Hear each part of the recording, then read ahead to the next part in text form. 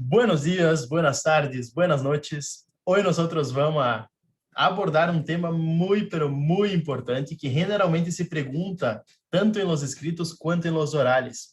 Nosotros vamos a charlar hoy a respeito de asma e el tratamento. Eu resolvi dar hoy asma e tratamento e depois las crises asmáticas eu vou gravar um vídeo à parte para não quedar tão larga esta classe, ¿sí, gente? Então, vamos começar. Acuérdense que é um tema muito, pero muito perguntado e muito importante, gente, que sepan esse tema, porque seguramente en el oral vai entrar, en el escrito vai entrar algo de acá, ¿sí? Já les vou dizer que é este algo que vai entrar. Bueno, gente, entonces, cuando vamos a hablar de asma, tenemos que acordar que asma no es una enfermedad, ¿sí? Es un síndrome crónico. El asma, como ustedes pueden ver acá en la imagen, ¿sí? Es eso lo que va a pasar con la vía bronquial, con el árbol bronquial. Acá tenemos una vía aérea normal, que donde no tenemos obstrucción, ¿sí? El rosadito acá más claro sería la vía aérea permeable. Acá temos uma via aérea ao lado do paciente asmático e ao lado temos o paciente em crise asmática, que a crise asmática, acuérdense isso, gente, é a exacerbação de um asma, ou seja, o paciente empeora a clínica do asma por conta de uma hiperreactividade bronquial exagerada. Então, gente, o asma, lo que passa, então, sí, para que vocês não se olvidem mais, é isso. Temos uma via aérea totalmente permeável que, por conta de uma hiperreactividade bronquial, quando, por exemplo, se entra em contato com alérgenos, como, por exemplo, os ácaros, o polvo, então, estes alérgenos vão causar distintos mecanismos em nosso corpo, ou seja, não em nosso corpo, sino que nos pacientes asmáticos, e então vai causar uma hiperreactividade bronquial. O músculo liso se contrai e aí cierra o brônquio, tal qual como vocês podem ver acá. Então, gente, o que é o asma? É um síndrome crônico, acuérdense que é um síndrome, ¿sí? É um síndrome crônico de la via aérea que se caracteriza por basicamente uma hiperreactividade bronquial e isso vai causar uma obstrução das vias aéreas e vai impedir um flujo correto de ar. Gente, que há acá? Acuérdense que no asma temos sibilâncias, ¿sí? Semiológicamente, o paciente muitas das vezes vai apresentar sibilâncias. Las sibilâncias aparecem em la expiração, não em inspiração, ¿sí? Por aí cai algum choice, algo assim que vocês podem confundir. Então, sibilâncias é um signo casi característico del asma, pero es característico de obstrucción bronquial, que aparece en expiración, gente. Guarden eso. Entonces, ¿qué pasa? Tenemos una obstrucción intermitente de la vía aérea. Acuérdense que el asma, a veces el paciente presenta síntomas y a veces no, ¿sí? Esa obstrucción intermitente va a causar una disminución de la luz bronquial, disminuye el flujo aéreo de aire y con eso aparece la sintomatología, los signos y los síntomas, que seriam principalmente as sibilâncias e a disneia que o paciente refere, a disneia sintomática. Bueno, gente, que porcentagem afecta, ou seja, qual é a epidemiologia do asma? Isso eu quero que vocês gravem, sim, porque é um tip que é bem fácil de gravar. Anotem isso. Bueno, 10 a 12% afecta 10 a 12% da população adulta, presta atenção nisso, e 15% de los niños. ¿Sí? Generalmente, a prevalência máxima vai a los 3 anos. Pero miren esse gráfico que eu puse a propósito. ¿Sí? Qual é a idade, generalmente, que os pacientes são diagnosticados com asma? A idade de maior prevalência, como vocês podem ver acá, é menor a los 5 anos. Pero miren isso. Gente, a idade de diagnóstico de asma vai hasta uns 20, 30 anos por aí. Eu quero que vocês gravem isso porque é uma coisa que ajuda muito quando nós vamos fazer diagnóstico de asma. Se viene, gravem isso e anotem. Se viene um paciente, por exemplo, que tem 60, 70 anos e consulta por uma diminuição do volume respiratório forçado no primeiro segundo, gente, acuérdense que por la idade, ¿sí? 60, 70 anos, nós temos que não pensar em uma obstrução por asma, sino que nós temos que nos acordar de outra patologia, que é o EPOC. Porque o EPOC, generalmente, nós vamos diagnosticar esses pacientes allá por los 50, 60 años en delante. ¿Sí? Antes es muy raro que un paciente presente POC. Entonces, acuérdense eso. Pacientes, generalmente niños jóvenes, adultos jóvenes, es asma, ¿sí? Es muy, muy raro, pero así raro solamente si el paciente tiene una patología genética, ahí sí puede presentar un EPOC con menos de 40 años, por ejemplo, el enfisema. Si no, gente, es muy raro. Entonces, de niño hasta 30, 35 años, piense en asma. Y acuérdense, el asma es una patología reversible, ¿sí? Reversible. Bueno, gente, cuando nosotros hablamos de asma, tenemos que hablar de los factores de riesgo, porque esos suelen ser muy importantes cuando nosotros vamos a diagnosticar el paciente de asma y también en la hora del tratamiento. ¿Por qué? Porque los factores de riesgo, o sea, los factores que el paciente entra en contacto, muchas de las veces para que nosotros tengamos un correcto tratamiento de ese paciente, tenemos que sacar todos los factores endógenos y exógenos, obviamente. Exógenos é lo más que nosotros podemos actuar. Los endógenos muchas de las veces es difícil, pero gente, generalmente para tener un correcto tratamiento de ese paciente, por ejemplo, si el paciente tiene alergia a, no sé, a ácaros, ¿sí? Lo ideal sería hacer una buena limpieza en la casa, sacar los hongos que hay en la pared. Entonces, con eso nosotros ya estamos haciendo um melhor tratamento nesse paciente, porque estamos evitando o contato com o desencadenante. Então, por que é importante saber os fatores de risco e os desencadenantes? Basicamente porque no tratamento nós temos que descobrir qual é o desencadenante e sacar esse desencadenante da vida do paciente, ou por lo menos tentar sacar. Bueno, gente, quais são os fatores de risco? Acuérdense que tenemos factores tanto endógenos quanto exógenos. Los factores endógenos, gente, principalmente, ¿sí? El principal factor de riesgo acá va a ser la atopia de ese paciente. Después tenemos la predisposición genética, hipersensibilidad de las vías aéreas, la obesidad y infecciones virales a edades muy tempranas, por ejemplo, con el virus sincicial respiratório. Então, gente, como factor de risco endógeno, acuerden fundamentalmente de la atopia. Generalmente, os pacientes que são atópicos não têm solamente o asma, têm, por exemplo, dermatitis atópica, também podem apresentar rinites. Então, não vêm solamente com o asma, ¿sí? Os pacientes atópicos generalmente vêm com mais algum signo e síntoma aí que nós podemos buscar nesse paciente ou diagnosticar o paciente. Depois, exógenos, gente. El exógeno, el factor de riesgo más importante sería a los alérgenos. ¿Cuáles son los alérgenos? O sea, ¿cuáles son los factores alérgenos? Obviamente, sería como pelos de gato, de perro, sería también de ratas y también los ácaros. Son factores, son alérgenos exógenos que nosotros tenemos que evitar el contacto si el paciente, obviamente, presenta la atopia, o sea, la respuesta inmune diferenciada contra estos antígenos.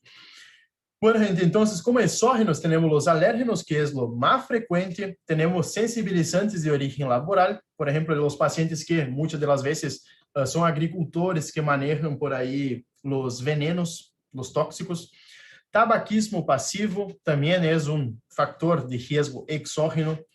Infección de las vías aéreas, gente, muy, muy importante. Alimentación y el paracetamol en infancia. Sí, el paracetamol en infancia, principalmente entre 1 año, 3 años, puede desarrollar, puede hacer con que el paciente desarrolle un asma.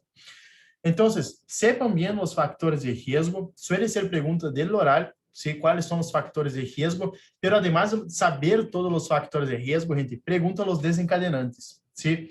Muy, muy importante. Acuérdense, si sabemos los factores de riesgo, sabemos los desencadenantes. Por ejemplo, los desencadenantes van a ser los alérgenos, infecciones virales, fármacos, como por ejemplo, AINES, o hasta mismo los beta bloqueantes que ya van a ver. el ejercicio también puede ser un desencadenante por cuenta de una alteración del equilibrio de las prostaglandinas. Después tenemos el factor físico, que sería el frío, la risa, puede desencadenar ¿sí? Una crisis asmática o hasta mismo, si el paciente ya tiene la predisposición, puede desencadenar un asma. Alimentos, los alimentos, principalmente el tomate, ¿sí? Puede causar una reacción alérgica, perdón. Factores laborales, como ya dijimos, enfermedad por reflujo gastroesofágico y el estrés. Gente, quiero que ustedes presten bastante atención acá. Básicamente, en los desencadenantes, sepan que en los alérgenos, ¿sí? Son los más frecuentes. 80% de los pacientes tienen un contacto con un alérgeno que va a desencadenar el asma.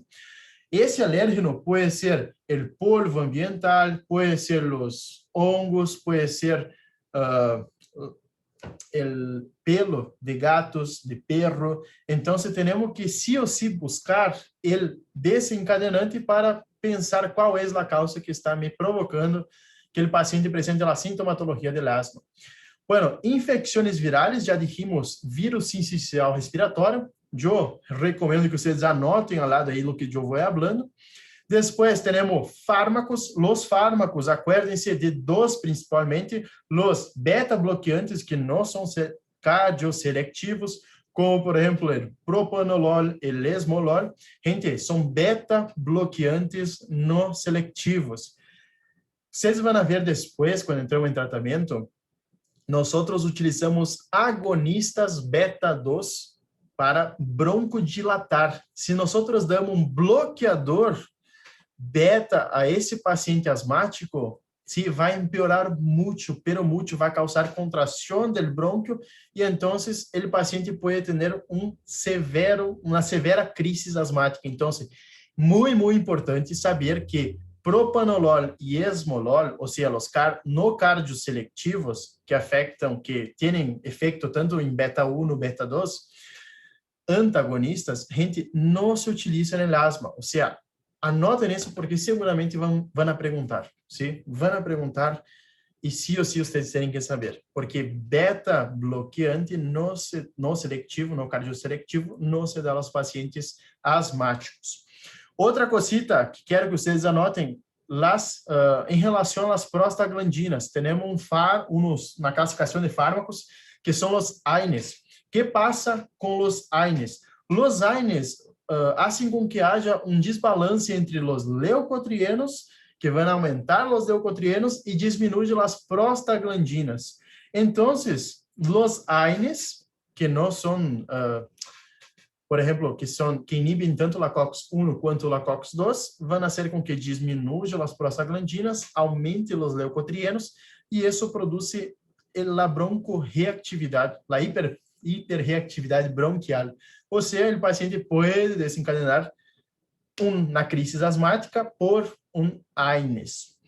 Después, gente, si nosotros tenemos que dar AINES, sí, no se olviden que nosotros podemos utilizar inhibidores de la COX-2, como por ejemplo el celecoxib, valdecoxib. No se utiliza el ibuprofeno, sí, cetorolaco, ningún AINES se puede utilizar en ese paciente, justamente porque disminuye las prostaglandinas, aumenta los leucotrienos y ¡boom! Cierra la vía aérea del paciente. Gente, asma por ejercicio. Si ustedes van a ver mucho, por ejemplo, yo tenía un compañero en mi secundaria que él hacía así no sé cuál es la materia, es educación física acá en Brasil, que cuando tenemos que hacer ejercicio, todo eso en la escuela. Gente, él hacía, por ejemplo, cuando los días estaban fríos y encima hacía ejercicio, él tenía que hacer el PAF. Era increíble. ¿Y por qué pasa eso? Generalmente los pacientes que tienen asma, ¿sí? En el ejercicio causa la misma cosa, casi la misma cosa que los AINES. Hay una disminución de las prostaglandinas y hay un aumento de los leucotrienos. Y eso va a hacer con que cause la broncoconstricción, generalmente 30 a 60 minutos después del ejercicio. ¿Sí? Después del ejercicio. Entonces, graben porque muchas veces el ejercicio es un desencadenante. Después tenemos los factores físicos, frío, risa, Los alimentos, gente, é a mesma coisa. Há uma alteração, ou seja, no processo, há uma alteração, por a mesma coisa que já vimos, de las prostaglandinas e los leucotrienos, então isso, espera, alimentos não. Alimentos é distinto. Alimentos é a mesma coisa que os alérgenos, ¿sí? A mesma coisa que os alérgenos. Olviden o que eu falei, porque alimentos é a mesma coisa que os alérgenos, lo que vai passar. Bueno, factores laborales, enfermedade por reflujo e estresse. Gente, agreguem uma cosita acá, que nós vimos antes, obesidade, ¿sí? Vocês vão ver que todavia estão estudando os pacientes asmáticos que cursam com obesidade junto, e a obesidade é o paciente com asma e obesidade, os pacientes têm uma dificuldade no tratamento, ou seja, suelen ser refractários ao tratamento para diminuir a hiperreactividade bronquial e também a inflamação. ¿Por quê? Porque a inflamação que causa acá em um paciente atópico, por exemplo, é distinta da inflamação que causa a obesidade. ¿Sí? Então, gravem isso, gente. O paciente obeso generalmente suele ser um pouco mais refractário ao tratamento. Em cambio, os pacientes atópicos suelen ser efetivos nos tratamentos que há hoje em dia. Então, gente, sí ou sí saber, ¿sí? Que passa se eu saber os desencadenantes e também os fatores de risco, e agora eu deixo uma dúvida a vocês. Que passa quando o paciente entra em contato com um alérgeno? Que mecanismos fisiológicos passam para que aquele paciente produza o asma ou a hiperreatividade bronquial? E eu les vou explicar agora. Bueno, quando um paciente entra em contato com um alérgeno, nós vamos atender a famosa asma alérgica eosinofílica, ¿sí? Grave isso. Esse asma alérgico eosinofílico é o que generalmente passa e é o que é distinto a los obesos. Acá, no asma alérgica eosinofílica, temos uma exposição ao alérgeno, ou seja, ao antígeno, e isso estimula um processo inflamatório. Isso vai estimular a formação de eosinófilos na sangue, que também vai aumentar, vai estimular os linfocitos B. Estes linfocitos B, gente, gravem isso, é só para explicar-lhes o que passa quando nós entramos em contato com um alérgeno. Isso é bioquímica terceiro ano. Os linfocitos B, então, vão criar os anticorpos. Esses anticorpos se ligam a uma célula-cita que vocês têm que sí ou sí gravar, que são os mastocitos, porque os anticorpos se unem ao mastocito e sensibilizam. Por isso que quando o paciente vuelve a entrar, quando o paciente entra em contato de volta com o alérgeno e o paciente já está sensibilizado, o que vai causar é uma degranulação deste mastocito, liberando a histamina. E é a histamina que vai provocar o broncoespasmo, o aumento da permeabilidade vascular, produção de moco também vai aumentar e também vai causar um reclutamento das células inflamatórias. Todo isso, gente, todo isso, me faltou escrever acá, mas todo isso vai resumir em uma cosita. Vai causar uma inflamação crônica da via aérea. Se nós não tratamos esse asma com essa inflamação crônica, em 40 a 50 anos, este paciente asmático evoluciona a um EPOC. Então, se nós allá, em los 50, 60 anos, ou 70, mesmo o paciente EPOC no tratado, nós não temos como diferenciar de um EPOC, porque vai causar uma destruição de los brônquios que vai se parecer com um EPOC, ou seja, vai causar um flujo obstrutivo que não é reversível, tal qual como é o EPOC. Então, gente, o que passa? O paciente entrou em contato com o alérgeno, estimulou um processo inflamatório, esse processo inflamatório vai chamar os leucocitos, os linfocitos B, vem cá, vão fabricar anticorpo. Esse anticorpo se une aos mastocitos. Quando o paciente entra de volta em contato com o alérgeno, gente, que vai causar? Vai causar que o anticorpo se une ao mastocito e vai liberar histamina. E é a histamina que vai produzir o broncoespasmo, aumento da reclutação, o reclutamento das células inflamatórias, e aumento também da produção de moco e também da permeabilidade vascular. Muito importante, gente, muito importante. Isso só para que sepam, para que se acuerden, porque não é que vai perguntar isso, ¿sí? É só para que nós entendamos a patologia do asma. Bueno, gente, vamos passar à clínica agora. Já explicamos basicamente todo de asma, fatores de risco, desencadenantes, que passa quando o paciente tem um asma alérgico e eosinofílico, que esse é o mais frequente, acuérdense, é o mais frequente. Pero que o paciente vai apresentar em la clínica? Tos, disneia, sibilâncias e opressão torácica. Fundamentalmente, esses quatro, há que saber, gente. Tos, disneia, sibilâncias e opressão torácica. ¿Sí?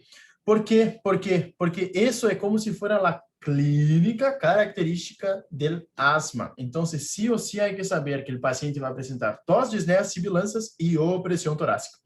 Acuérdense que os sintomas, muitas das vezes, empeoram à noite e é típico, é frequente que os pacientes à manhã despiertem com os sintomas, com a tos e disneia. Então, acuérdense que os sintomas empeoram à noite e é muito característico, é bem frequente que os pacientes relatem que à manhã despiertam com tos e também com opressão torácica muitas das vezes. E disneia, gente, óbvio.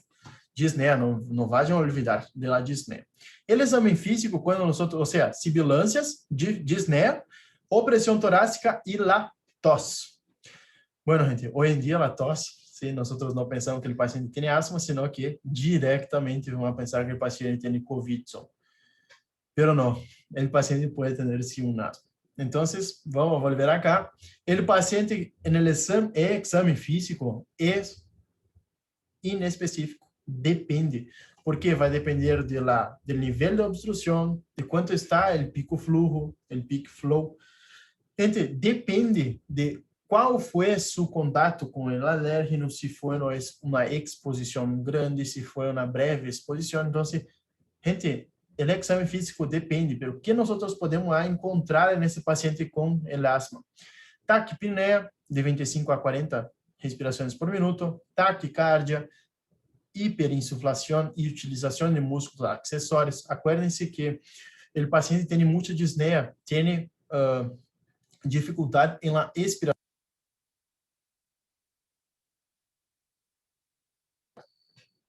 Aí, vai haver a utilização de los músculos expiratórios, pero é basicamente para contrair, ¿sí? E ajudar a expulsar, a hacer a expiração nesse paciente. Então, gente, acordando acá, vamos nos acordar, vamos despertar, não vamos dormir nessa classe, porque é muito importante. Os signos físicos típicos, então, são as sibilâncias e estertores secos.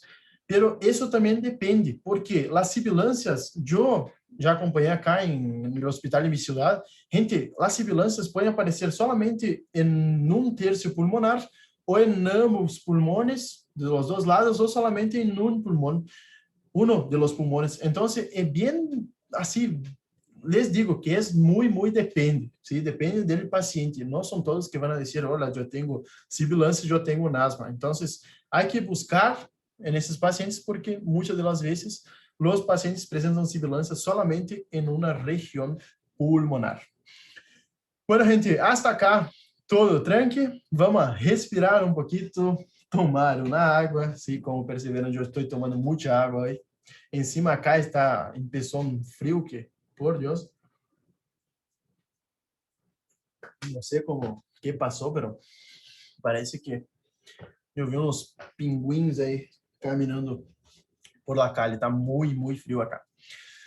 Eu estou com a remera de manga corta porque a charlar así, dar clase me calienta mucho. Y encima me gusta. Bueno, gente, vamos a despierten, por favor, não vayan a dormir e vamos diretamente agora. Sabemos a clínica, vamos ao exame físico, a metodologia de estudo desse paciente. Tá gravando? Tá gravando. Bueno, gente, metodologia de estudo, há diversas coisas que nós podemos pedir. Sí, diversas, gente, pero principalmente nós temos que, además, ¿Cómo nosotros vamos a diagnosticar el asma? Acuérdense, anamnesis, sí o sí, los pacientes van a referir alguna sintomatología bien característica del asma, acuérdense, por la noche o por la mañana. Entonces tenemos que hacer una anamnesis completa, ellos les gusta escuchar eso, y después nosotros tenemos que comprobar esa disminución de la función pulmonar. ¿Y cómo nosotros vamos a comprobar eso? Con espirometría y el pico flujo. Bueno, gente, en la espirometría, nosotros vamos a nos encontrar con un patrón obstrutivo reversible, ¿sí? Donde el volumen expiratorio funcional forzado en el primer segundo mejora 12% y 200 mililitros. Sí, acuérdense eso, yo dije en la clase de espirometría que era muy, muy importante, entonces, por favor, acuérdense porque realmente para caracterizar um flujo reversível na espirometria, há que haver 12% de melhora e 200 mililitros para diagnosticar como um patrão reversível. E no pico flujo, gente, acuérdense isso, depende da guia, eu vou ser bem sincero. Por exemplo, se não me falha a memória, eu saquei isso de CTO ou del DINA, que é onde havia aí que, para caracterizar asma, um paciente asmático, o paciente asmático tinha um pico flujo, a flautita aí, tinha uma variação del pico flujo maior a 10%, e com isso diagnosticamos o asma. Então, podemos fazer por espirometria, que é o melhor. Acuérdense, espirometria pré-broncodilatador e pós-broncodilatador. Nesse paciente eu tenho que pedir sí ou sí. No pós-broncodilatador, há que melhorar 12% e 200 mililitros e ou 200 mililitros. E no pico flujo, se o paciente varia mais de 10% de subasal, o paciente sí é asmático. Sí, me trabé um pouquinho, pero salió. É asma, é asma. Bueno, gente. Bueno. Gente, ¿cuáles son las pruebas entonces de la función pulmonar? Es espirometría y pico flujo, y las pruebas de hiperreactividad bronquial. Por ejemplo, acuérdense, el paciente asmático es intermitente, a veces presenta la sintomatología, a veces no. O sea, si por ahí vení mañana a las 8 de la mañana vamos a hacer una espirometría. Gente, hacemos esa espirometría al paciente ahí que sospechamos un asma. El paciente viene con una espirometría perfecta, pós-broncodilatador no cambia los 12% y 200 mililitros que hay que cambiar. Entonces nosotros sospechamos que el paciente por la espirometría no tiene asma. Pero gente, eso en la espirometría no quiere decir que el paciente no tenga asma, porque si el paciente presenta los síntomas, ¿sí? La clínica es soberana. Entonces, tenemos que sí o sí pensar, este puede tener un asma. Entonces, nosotros, si el paciente dio la espirometría normal, tenemos que pensar en hacer una prueba de hiperreactividad bronquial. Y eso yo hablé en la clase pasada no, sino que la clase ahí de diagnóstico en RESP, en las pruebas de RESP. Gente, ¿cuál es la prueba de la hiperreactividad bronquial? Es la prueba de la histamina o de la metacolina. Los pacientes asmáticos van a apresentar hiperreactividade bronquial a bajas dosis, Entonces, ojo acá, porque sí o sí, si el paciente presenta una espirometría normal, no quiere decir que no tiene asma. Bueno, gente, en resumen, ¿sí? Y que eso es lo que pregunta, ¿sí? ¿Cómo yo diagnostico un asma? ¿Cómo hago el diagnóstico de asma? Bueno, basicamente, nosotros tenemos que sí o sí tener una anamnesis completa. Sí, pasé un poquito, pero pensé que estaba escrito algo ahí. Gente, ¿cómo diagnosticar asma? Anamnesis completa. En la anamnesis ya sospechamos de un asma. Ahí tenemos que comprobar por estas pruebas acá, fundamentalmente, que el paciente tiene una obstrucción variable del flujo. ¿Sí? Del flujo expiratório, ou seja, do volume expiratório forçado no primeiro segundo. ¿Sí? Obstrução variável, gente, patrão obstrutivo reversible. Então, temos que fazer diagnóstico clínico, pensar em asma, e depois nós outros que vamos fazer, vamos comprovar nossa sospecha. Comprovamos com espirometria, pico flujo ou a prova de la histamina ou metacolina. Bueno, gente, podemos profundizar um pouquinho mais o diagnóstico? Sí, podemos, pero esse generalmente não pergunta. Les passo para que tenham, ¿sí? Bueno, para profundizar um pouquinho mais, nós podemos pedir um laboratório de rotina. Em alguns casos, o paciente vai apresentar eosinofílica, porque acuérdense, a fisiopato del asma é asma alérgico e eosinofílico. Pode apresentar aumento de la IgE mais de 100 miligramos por litro. Ou seja, pode haver uma eosinofilia na sangue periférica. La gasometria arterial, eu não vou agora entrar muito nesse ponto, pero quero que vocês entendam que a gasometria arterial, gente, não vai cambiar em um paciente que é um asmático. ¿Sí? A gasometria arterial generalmente só vai cambiar, e guardem isso, quando o paciente tem uma crise asmática. Gasometria arterial só cambia em um paciente com crise asmática. Em uma crise asmática, quando eu tratei de acortar esse tema, então eu vou cortar em dois. Quando les passe o videocito aí da crise asmática, aí sim, vocês têm que prestar bastante atenção de gasometria, sim, porque em la crise sim vai cambiar, e isso em la crise é uma pergunta de exame muito tramposa, e também nos TPs, gente, isso sempre vai perguntar. Qual é a evolução da gasometria em la crise asmática? Então, deixamos para o próximo vídeo. Pero acá vai estar normal a gasometria em el asma controlado.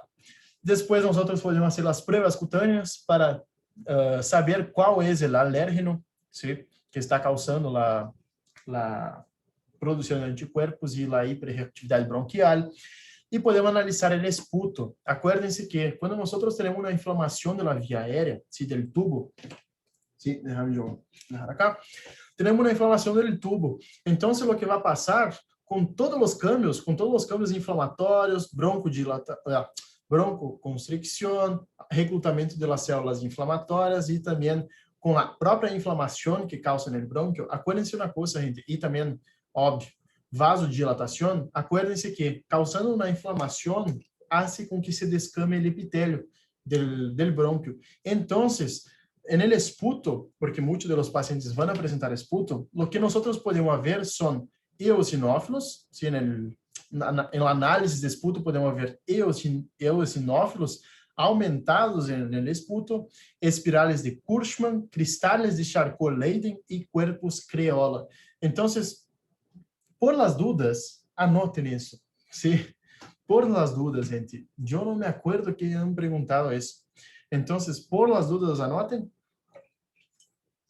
Porque, no sé, anoten, porque puede preguntar algo, me dice que pueden preguntar.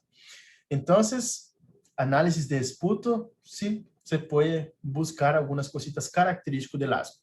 ¿Y por qué sale en la análisis de esputo todo eso? Por cuenta de la inflamación de la vía aérea, hace con que se descame ahí las paredes bronquiales y entonces hace el esputo característico con cuerpos Creola, cristales de Charcot-Leyden y los espirales de Kurtzman. Bueno, gente, respirando hasta acá, pero en resumen, ¿sí? Nosotros, primeros, como yo dije, hacemos una anamnesis completa del paciente, sospechamos de asma y ahí después nosotros tenemos que demostrar o comprobar esa obstrucción reversible. ¿Cómo comprobamos? Con la espirometría pré y post broncodilatador. Si el paciente no presenta alteración, vamos a las pruebas de hiperreactividade bronquial, que seriam as pruebas de metacolina ou histamina, pero eu me olvidei a outra palavrita, o outro sinônimo que é, são as pruebas, é como se fuera, me olvidei a palavra, gente, é como se fuera que eu intento provocar, me olvidei a palavra, sí, infelizmente eu me olvidei a palavra, pero é isso que eu quero dizer, prueba de histamina ou metacolina ou prueba de, quando eu quero cutucar alguém. Me olvidei, gente. Sí, después vocês me enviam um mensajito aí que eu, por aí eu me acuerdo. Bueno, gente, entonces, ¿cuál es el algoritmo diagnóstico de asma? Sí, prestem bastante atenção acá. De uma maneira bem resumida, eu dije para que vocês mirem de mir, isso eu saquei de aí. História clínica sugestiva, depois vamos lá, espirometria. Se há obstrução, en la espirometría sin broncodilatador, hacemos con broncodilatador. Si es positivo, tenemos un asma, y ahí valoramos la gravedad y la causa. Si no da positivo para el broncodilatador, o sea, no mejora los 12% y 200 mililitros, hacemos el test de provocación. Acá está la palabrita que yo me olvidé. Es test de provocación con histamina o metacolina. Si da positivo, tenemos un paciente asmático. Si da negativo, no es un asma. Tenemos que buscar cuál es la otra causa que ese paciente esté presentando los síntomas de tos, disnea, sibilancias y opresión torácica. Acuérdense de la clínica, gente, porque va a preguntar. Gente, solo haciendo un paréntesis acá. Cuando yo rendí en 2019, la primera era, el oral fue con Miguel. La última pregunta que él me hizo en el oral fue la siguiente. Yo voy a dejar eso para que piensen, ¿sí? En el próximo video yo les digo. Bueno, usted está de guardia. Yo nunca más voy a me olvidar. Usted está de guardia. Llega una enfermera hablando que hay un paciente que ingresó a la guardia, un paciente con una crisis asmática grave. ¿Cuál es la primera cosa que vos harías? Entonces, paciente llega, la enfermera nos dice que hay un paciente que ingresó con una crisis asmática grave. ¿Cuál es la primera cosa que yo haría o que ustedes harían? ¿Sí? Piensen y en el próximo video yo les voy a decir. Bueno, gente, ¿cuáles son los diagnósticos diferenciales? Porque acuérdense, ni todo que sibila es asma. ¿Sí? Eso grave. Yo voy a dejar 6 diagnósticos diferenciales. Sepan 5, ya es lo suficiente. No es difícil, gente. ¿Sí? No es difícil. ¿Cuáles son los diagnósticos diferenciales de asma? Y pueden también presentar sibilancias.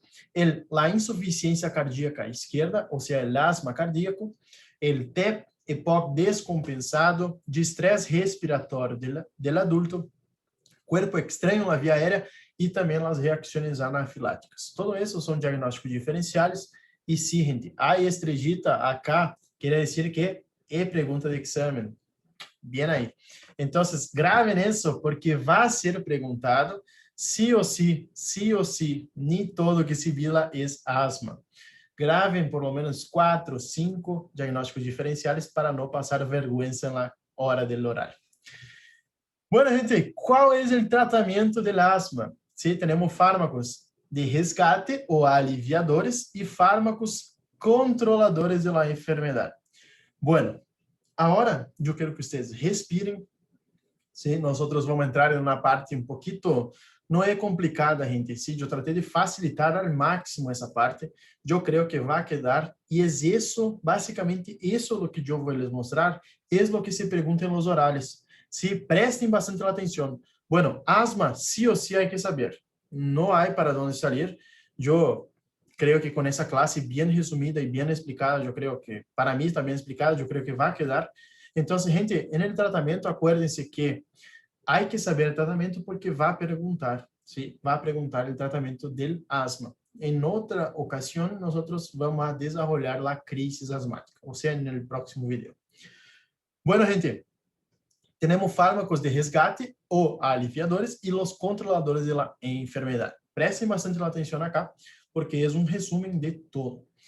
Bueno, ¿cuáles son los fármacos de resgate o aliviadores? Gente, son esos fármacos, son los que salvan el paciente, porque los fármacos aliviadores se utilizan a demanda, o sea, solo se va a utilizar estos fármacos cuando hay una broncoconstricción. Estes fármacos son los que salvan el paciente, graben eso, porque dilatan el bronquio y posibilita el intercambio gaseoso correcto. Entonces, ¿cuáles son estos fármacos? ¿Cuáles son las clasificaciones? Las clases son los beta-adrenérgicos selectivos de acción corta, los corticoides sistémicos y los anticolinérgicos inhalados y las teofilinas, ¿sí? Son entonces los beta-adrenérgicos selectivos de acción corta, corticoides sistémicos y los anticolinérgicos inhalados y las teofilinas. Gente, teofilinas hoy en día no se utiliza mucho por cuenta de los efectos adversos, puede producir arritmias mortales.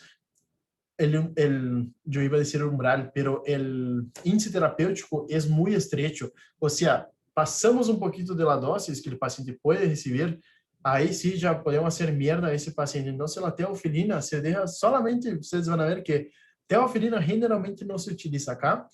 Rey, el año, no sé qué año ahí utilizaba, decía bastante respecto de la teofilina, pero hoy en día no se utiliza más. Bueno, gente, beta-adrenérgico de acción corta, ¿cuáles nosotros vamos a tener? Básicamente va a ser el salbutamol y la terbutalina. Dejo dos ejemplos porque son los que más van a aparecer ahí en los exámenes y los que van a preguntar. Entonces, salbutamol y terbutalina son los beta-adrenérgicos de acción corta. Corticoides sistêmicos, esses vão ser utilizados principalmente na crise asmática. O paciente vem com uma crise, nós outros vamos dar um broncodilatador, um corticoide sistêmico, para aquele paciente, por exemplo, não vuelva às 13 da manhã a consultar de novo, porque sua crise asmática empeorou e voltou. Então, na classe de crise asmática, nós outros vamos desenvolver bem essa parte de alívio sintomático y que es para que el paciente no vuelva a la noche. Básicamente son esos los fármacos de rescate aliviadores y lo que causa es lo siguiente, ¿sí? Acá esses puntilhaditos acá es el broncodilatador y miren, va a dilatar el bronquio que estaba obstruido, va a relajar las fibras musculares lisas y va a permitir un flujo de aire correcto, perfecto. Bueno, fármacos que son aliviadores de rescate, son estes, y los fármacos controladores son aqueles que van a controlar ¿qué van a controlar? La inflamación, gente. Controlan la inflamación. Entonces, esos fármacos son utilizados de manera regular por el paciente durante períodos prolongados.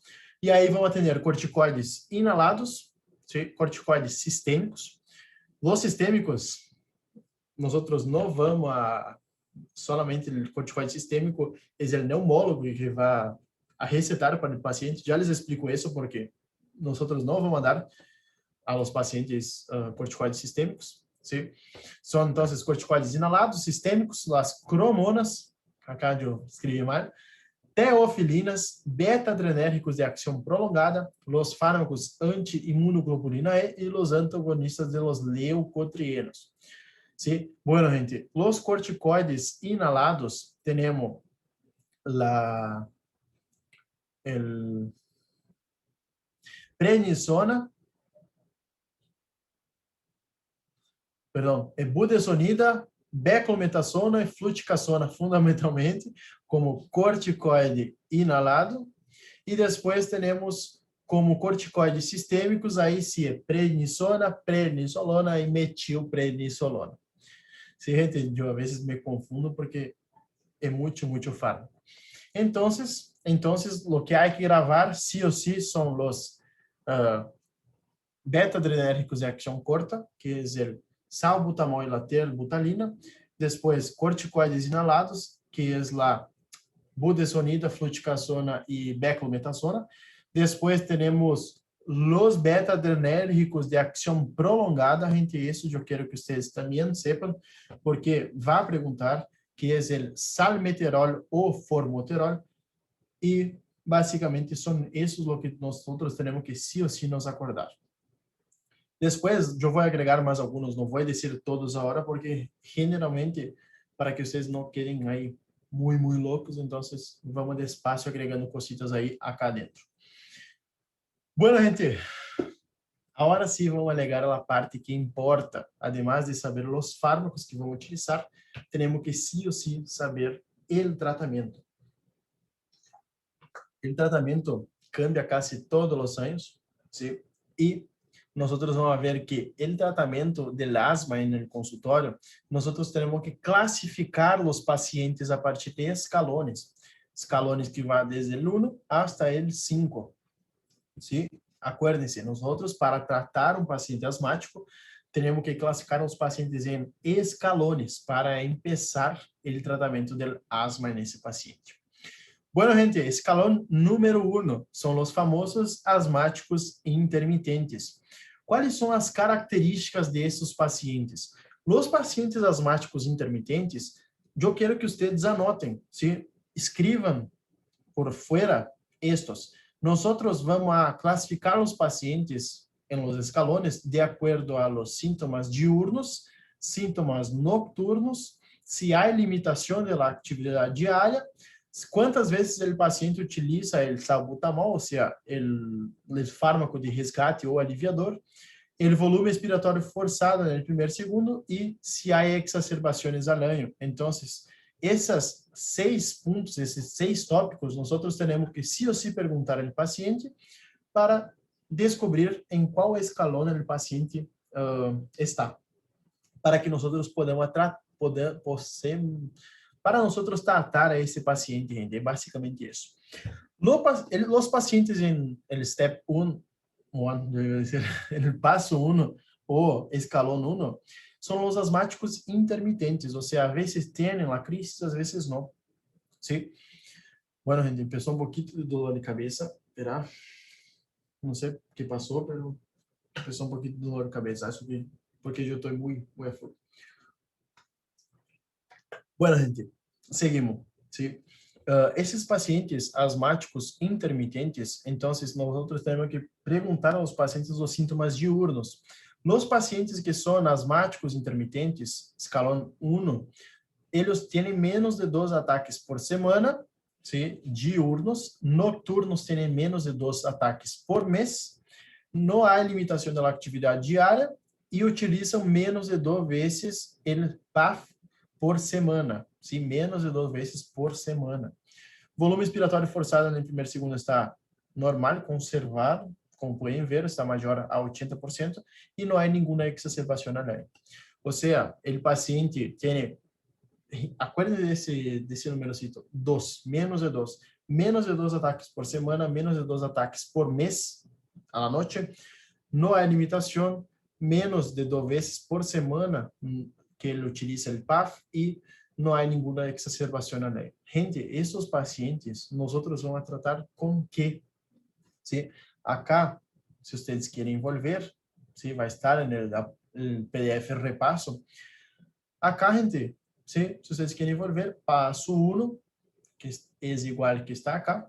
Então, nós vamos tratar esse paciente. A primeira opção é, quando necessário, quando esse paciente presente sintomas, nós vamos dar X-formoterol a doses bajas según sea necesario. ¿Qué es X? X es corticoide inhalado, ¿sí? Corticoide inhalado, gente. Corticoide sistémico inhalado. Y formoterol, que es un broncodilatador de acción prolongada a dosis bajas. Bueno, ¿cuál es la segunda opción que nosotros tenemos para ese paciente? Es básicamente dar X a dosis bajas cada vez que el paciente utiliza SABA. Que é SABA? É broncodilatador de acção corta. Vocês vão se deparar muito com essas SABA, LABA, SAMA, LAMA. SAMA, LAMA é en el EPOC. Por acá temos SABA e LABA. SABA, gente, é broncodilatador de acção corta e LABA é broncodilatador de acção larga. Ou seja, SABA é salbutamol e terbutalina e SAMA e LABA é formoterol e termina igual também, me olvidei, formoterol e salmeterol, ¿sí? E salmeterol. Bueno, gente, entonces, asmático intermitente, generalmente vamos a tratar solamente con solo vamos a tratar esse paciente quando presente sintomas. E como vamos a tratar? Lo ideal seria formoterol e X. Se não temos formoterol e X, generalmente vem no mesmo PAF, podemos utilizar um salbutamol e um X, que é beclometasona, budesonida, lo que queiram. Se qualquer X sirve acá. Bueno, asmático intermitente, já vimos. Agora vamos a los asmáticos persistente leve, escalão 2, passo 2, step 2. Bueno, gente, quais são as características? Las 6 cositas: sintomas diurnos, sintomas nocturnos, limitação na atividade diária, volume respiratório forçado no primeiro segundo, e me olvidei do último, que é las exacerbações al año desse paciente. En ese caso, acuérdense, es lo contrario del asmático intermitente.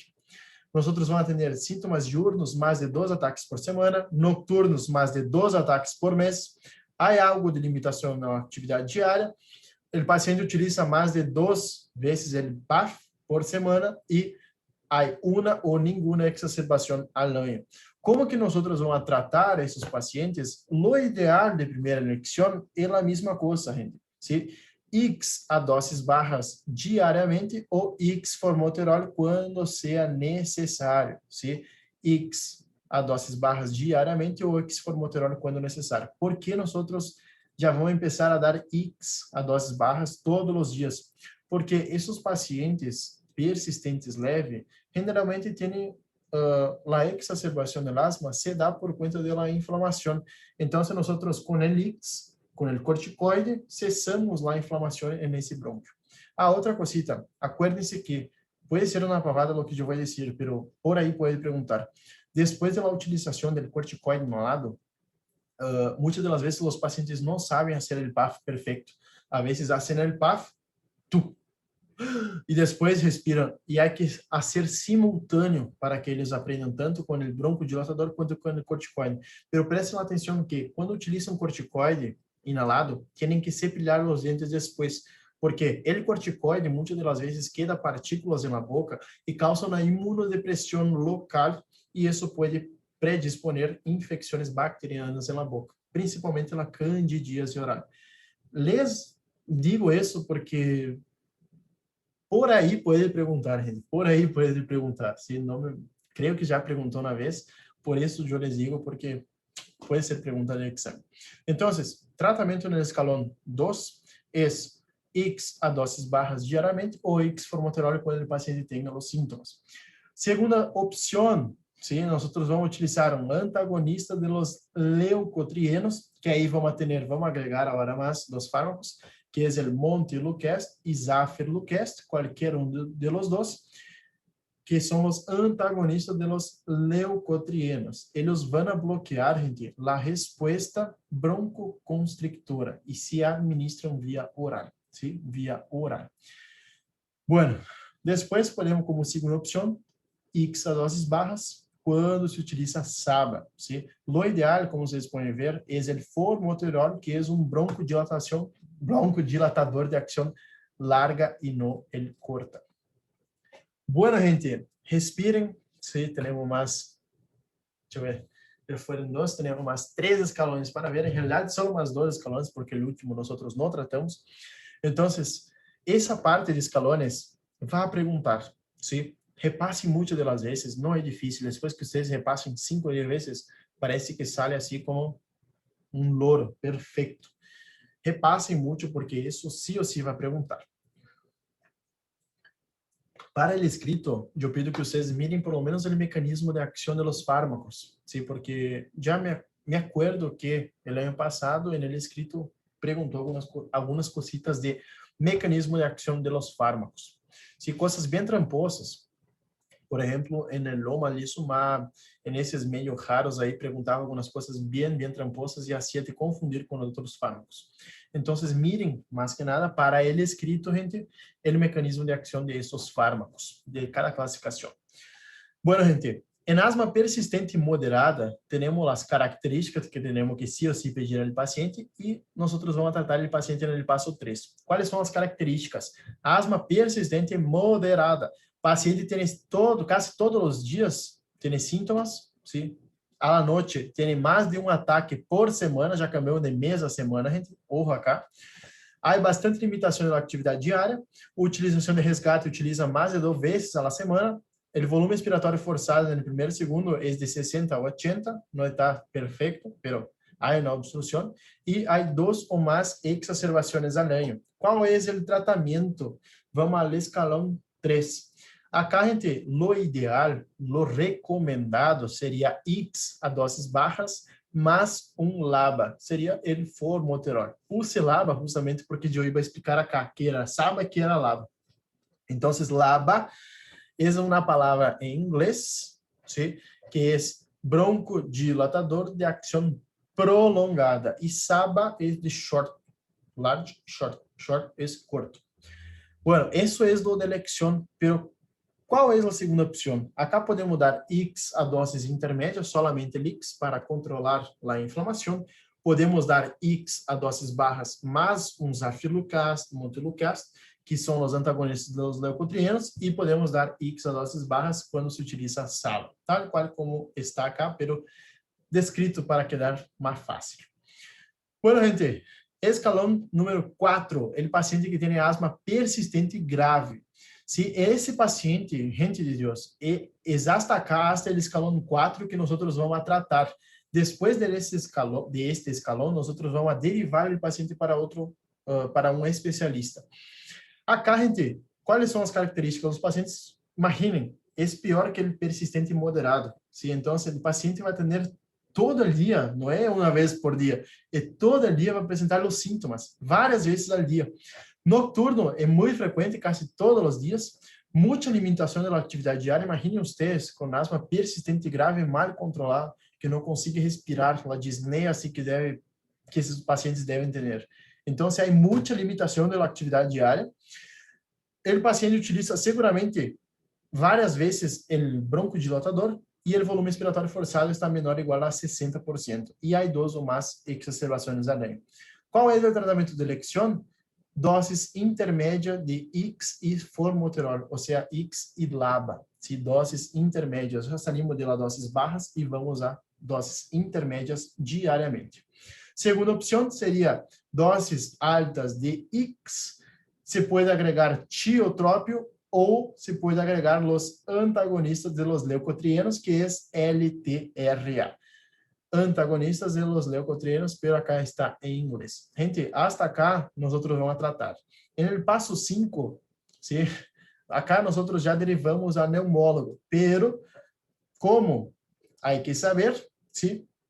El asma persistente refractário é aquele paciente generalmente que é obeso, que não conseguimos tratar esse paciente de maneira adequada.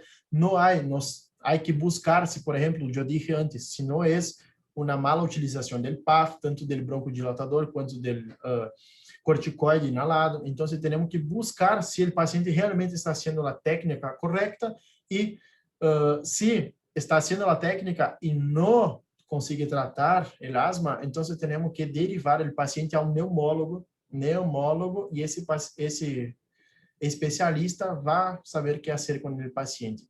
Pero, como há que saber, se o último escalão que temos, ¿sí? O último escalão, qual é a primeira opção?